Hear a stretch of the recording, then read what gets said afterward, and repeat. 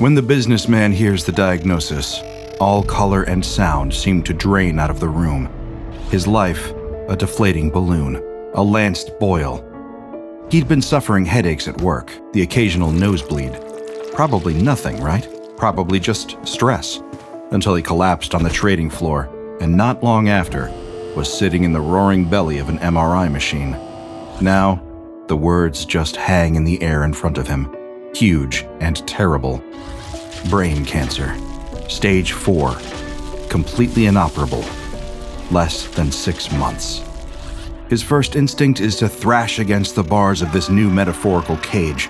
Chemo, radiation, green juice, experimental treatments in South America. But he can sense a grim finality in the doctor's tone that makes him realize there's no point in fighting this. He's going to die, and it's gonna hurt. At only 43 years old, the businessman had felt on top of the world. He worked on Wall Street, brokering the kind of high-pressure trades that could make or break a Fortune 500 company.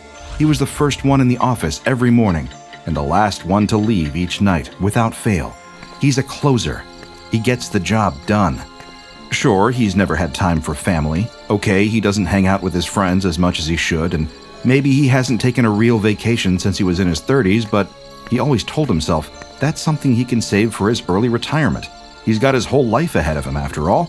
Imagine the fun he can have when he's made the deals of a lifetime and gets to retire early. And now, his whole life is still in front of him. Just there's only 6 months of it, and he's liable to spend the last few intubated in hospice care. Flash forward a month, and sadly, things are so much worse than the businessman ever imagined.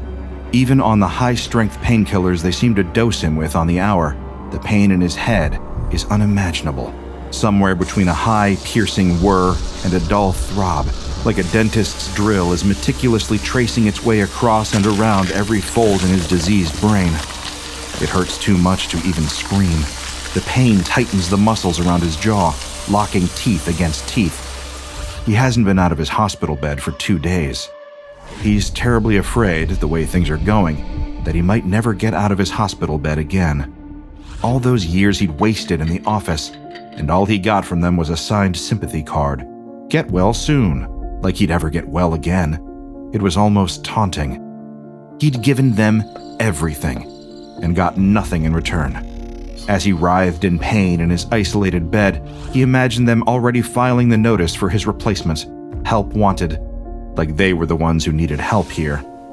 Soon, luck smiles upon him, and another dose of painkillers sends him off to uneasy sleep. It's the only way he can sleep now, even if this kind of medication-induced slumber feels like wading around in a kiddie pool when you need to be fully submerged. But this time, something strange happens. He's lifted from his shallow chemical sleep as though he's being levitated from his dirty bedsheets, taken to a beautiful green place where the sun shines, but it doesn't hurt his eyes. Then he's walking barefoot across cool grass that he can feel between his toes. It's the most connected to nature that he's felt since he was a child, before he moved away to the city to follow his ambitions at the cost of his dreams. This place is different. He's approaching a copse of trees, seeming almost to guard a huge bush of holly and honeysuckle within. Is this heaven? He thinks. No, even for a dream. This is too tangible, too real. He notices in this dream that for the first time he can even remember, he's not in pain. He's been delivered from his terrible suffering. An answered prayer. A kind of welcome tiredness hits him, like after a hard day's honest work. He lays down in the grass just for a little shut-eye. Even after a couple weeks in bed, this feels like the first time he's gotten genuine rest. And that's when the thought enters his mind. Not his own thought, but in his brain nonetheless. Come find this place, and your pain will be at an end, my friend. It's an offer too good to pass up, and when he wakes with a new sense of calm, of purpose. The pain is still there, but it isn't the dominant force. His father had once said to him, "A man can endure hell if he knows he's going to get out." And now, decades later, he understands what the old man actually meant. He's in hell, but that's okay. He knows the way out now. Drawing upon the last of his strength, he crawls out the hospital window, Lucky for him, he's on the ground floor anyway, so it's not too daring a stunt for a late-stage cancer patient to pull off. He can sense somehow that the wonderful place from his dream isn't far from here.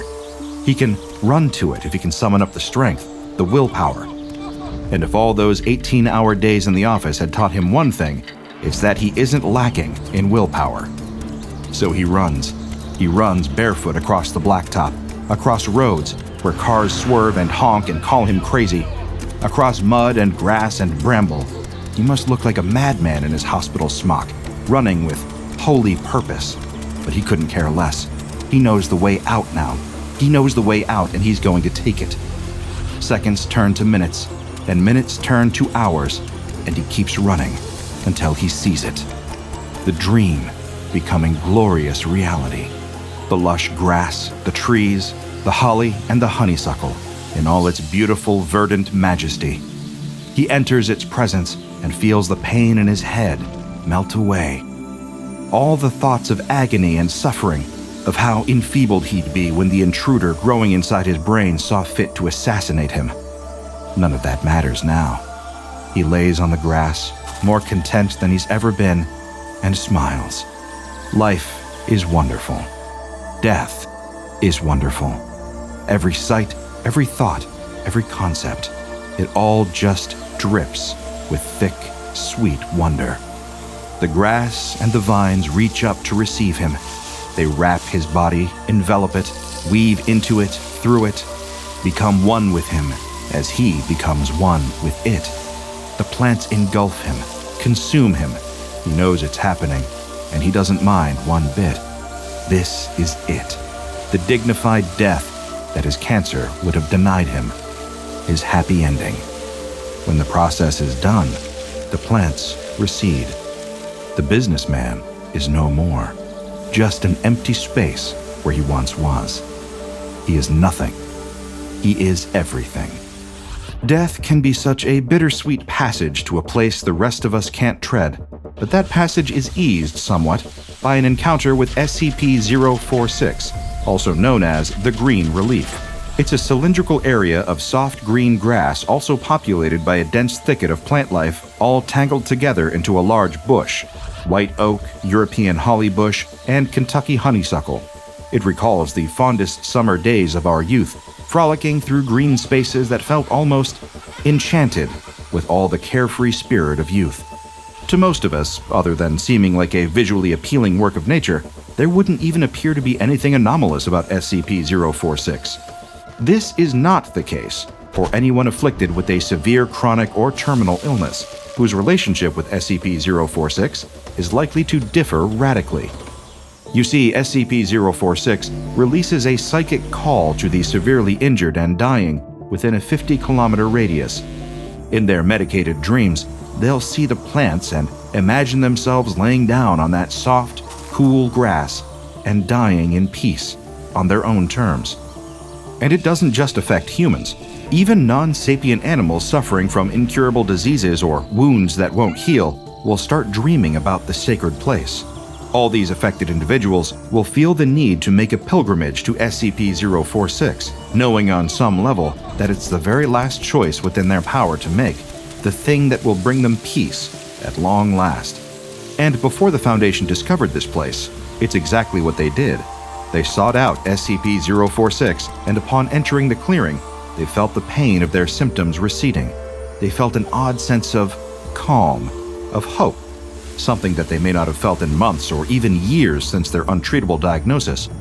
On feeling this, they would lay on the grass and let nature take its course.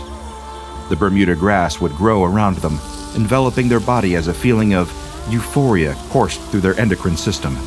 A death, as their body spouts plants and melts gracefully into the collective, but not an unhappy end. A feeling of having been willingly reclaimed by the earth itself. There are no compulsive properties to the anomalous abilities of SCP-046, meaning it will never take anyone who doesn't truly choose to be taken. It's a way out for people who are genuinely doomed to be betrayed by their own bodies otherwise. People being taken by SCP-046 remain lucid and able to communicate throughout the whole process until they've been fully absorbed. During this time, they recount only positive feelings, joy, hope, relief, pleasure. They know what's happening to them and have no problem with it. Their bodies are completely broken down into nothingness within a 2-hour period, and their nutrients are absorbed into the plants. They have, in the truest sense, rejoined the life cycle. Because of the benevolent nature of this anomaly and the fact that it cannot take anyone who isn't explicitly willing, it's been given the safe class. Containment procedures are appropriately measured as a result. The land has been acquired by the SCP Foundation and converted into private property, with several layers of fencing to keep it secluded from unauthorized personnel. The perimeter of SCP-046 is to be staffed by no fewer than 10 armed guards. However, those with life-threatening or terminal illnesses should be permitted to enter and have access to SCP-046, but only after passing a psychological screening period to make sure that they don't have self-destructive tendencies. This anomaly provides a valuable service and, as such, should not necessarily be separated from the public entirely, just subject to Foundation control and screening procedures to make sure nothing gets out of hand, because we can't avoid our date with eternity in the end. One way or another, we'll all end up in the dirt. Is it not better to become a part of the world that gave you life in the first place without pain or sorrow? Because that seems to be exactly what this unique anomaly provides. Now check out... Wait. No. Something's wrong here. These files. Oh no. Everything I just told you is only half true. These files were written by Dr. Edward Carter, a respected senior researcher at the SCP Foundation who also happens to be the project director for SCP-046. But the O5 Council, the individuals at the very top of the Foundation's hierarchy, have directly intervened and ordered serious revisions for the safety of all involved and the proper containment of SCP-046. Here is the true story. The first part happens exactly as before. The businessman with the misspent life, with all the achievements you'd read out in a resume, and none of the ones you'd want printed in your obituary, is told that he has brain cancer and only 6 months left to live. That estimation still proves to be optimistic, as he descends into a world of pain and weakness far sooner than he thought. He still receives a dream, telling him of a wonderful, perfect place out in nature, where all his problems will disappear. He still climbs out of the window and runs, spurred on by his desire for freedom from all the pains of his disease. He still makes the 50-kilometer odyssey to the clearing barefoot. It's when he arrives that everything changes. He doesn't feel the warmth and comfort he did in the dream. No, when he sees the plants, he feels as though he's a puppet being dragged by invisible strings, a man no longer moving under his own power. The businessman approaches the plants and falls to his knees in front of them, ready to receive their communion. But his pain isn't about to disappear. It's about to get so much worse. The mold gets him first, spreading across his body with paralyzing speed, melting tendons and shrinking muscles. He tries to scream, but feels that bacteria inside him is wasting away his lungs. He's being eaten from the inside out by ever-growing colonies of microorganisms as the plants just silently watch without eyes.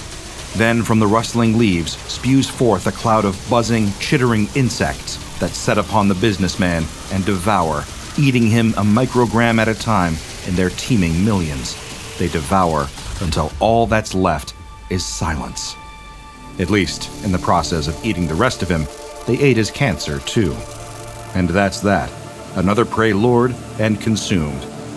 That deeply disquieting little tale is the O5 Council-approved version of SCP-046, codenamed to them the Predatory Hollybush. The urgency of their intervention comes not only from what they see as Dr. Carter's misrepresentation of the anomaly's true abilities and intent, but also from a growing fear that 046's mind-manipulating powers may be far stronger than first imagined. This could even extend to a powerful mimetic effect on the very Foundation researchers tasked with keeping it contained. So what is this anomaly really? According to the O5 Council's version of the file, it's a malicious predatory being that slowly and insidiously imposes a psychic influence on the terminally ill, the mentally unwell, and people with self-destructive tendencies. It appears to them in their dreams like a siren song, if they have the misfortune of entering that aforementioned 50-kilometer radius of the anomaly, telling them that it will give them a respite from their suffering. But this is a poisonous lie that will lure them into even greater suffering than even their disease could provide. But still, in the depths of their desperation for any kind of escape from the terrible set of circumstances they find themselves in, they'll heed that siren's call and make their way to SCP-046 one way or another. But according to these files, they won't find that sense of dampening calm described earlier. They'll feel a powerful, almost magnetic psychic force. The kind of force that drags an addict towards the needle or the pill bottle, what the French call l'appel du vide, or the call of the void in English. They won't lay before the plant. No, they'll bow before it, and then the feeding will begin. But it's not the tranquil, gentle absorption into the grass and earth. It's a violent and painful process, as SCP-046's prey is quickly assaulted by a mixture of anomalously aggressive black mold spores, flesh-eating bacteria, and anomalous unknown insects. This continues until the entire body is paralyzed and decomposed alive, where it then becomes sustenance for the plant. We still don't know whether the anomaly is capable of growth or if the extent of its feeding could potentially lead to an increase of the range of its psychic abilities. The O5 Council has no interest whatsoever in tempting fate and finding out. They have also personally demanded an immediate reclassification of the anomaly from safe to Euclid containment class, and to have the severity of its containment procedures increased accordingly. Under the revised rules, the land has still been obtained by the Foundation and made into private property, but the layers of security around the perimeter have been beefed up considerably. Multiple fences, barricades, and even lethal effect traps, such as landmines, pit traps, and electric fences with fatal levels of energy, along with a number of firmly worded signs stating that this is indeed private property and severe penalties for trespassing apply. Any SCP Foundation staff working within 50 kilometers of SCP-046 are given regular and extremely rigorous tests to root out both early signs of life-threatening illnesses and any potential self-destructive thought patterns. Anyone who becomes injured to any extent within this zone is to be extracted and taken to a hospital outside the anomaly's effective range, just in case it somehow uses the state of injury as a way into the victim's mind. Any plants growing within range of SCP-046 are to be extracted and destroyed, the same going for any animals that attempt to approach it. Any members of staff who show an unusual interest in SCP-046 are to be treated with extreme suspicion, and then made to undergo a thorough medical and psychological examination. All alterations to the SCP-046 file are to be directly approved by the O5 Council, and anyone who attempts to make any alterations without the explicit permission of the O5 Council are to be immediately demoted and reassigned to a different case. Which reminds me. Dr. Carter, for his part, protested the revisions. He left an addendum on the file in direct opposition to the O5 Council's ruling, saying, "There is no evidence whatsoever that SCP-046 is predatory or has any desire to harm any creature unwilling to expose itself to SCP-046's effects. Suggest original containment procedures be reenacted and voluntary access to SCP-046 continued. No individuals are capable of breaching Foundation security once exposed to SCP-046. As such, there is no reason to deny afflicted individuals the opportunity for relief. Likewise, there is no reason to make this entity seem more hostile than it actually is, aside from a desire to portray every object in Foundation custody as dangerous. Some things must be contained simply because they are strange." Sadly for him, Dr. Carter's plea fell upon uninterested ears. In fact, his request actually painted him in a worse light in the eyes of his superiors. If SCP-046 does indeed have a mimetic effect on the researchers who work with it, then Dr. Carter has likely been compromised by that very effect. In light of the potential dangers of having someone who was essentially an unknowing double agent for the very anomaly he was researching involved with the project, the Council saw fit to reassign Dr. Carter to the SCP-1250 research team. In stark contrast to the extreme dangers posed by SCP-046, 1250 is just a selection of cassette tapes where the finer details of the content changes slightly with each time one of them is played. Though who's to stop this same effect on a long enough timeline befalling everyone on the SCP-046 research team? That is, if the mimetic effect claimed by the O5 Council is even real. Which leads us really to the parting question regarding all things SCP-046. Which story do you believe? Are you with Dr. Carter, believing the plants to be an angel of mercy, freeing the doomed from their pain? Or do you stand with the O5 Council in believing that 046 is a wolf in sheep's clothing, preying on the vulnerable in their lowest, most desperate moment for an easy meal? It's an answer I can't give you, so perhaps just let me know which side you agree with down in the comments below. Now check out the DrBob Patreon and become a junior researcher today. Now go and watch another entry from the files of DrBob, like SCP-705, Militaristic Play-Doh,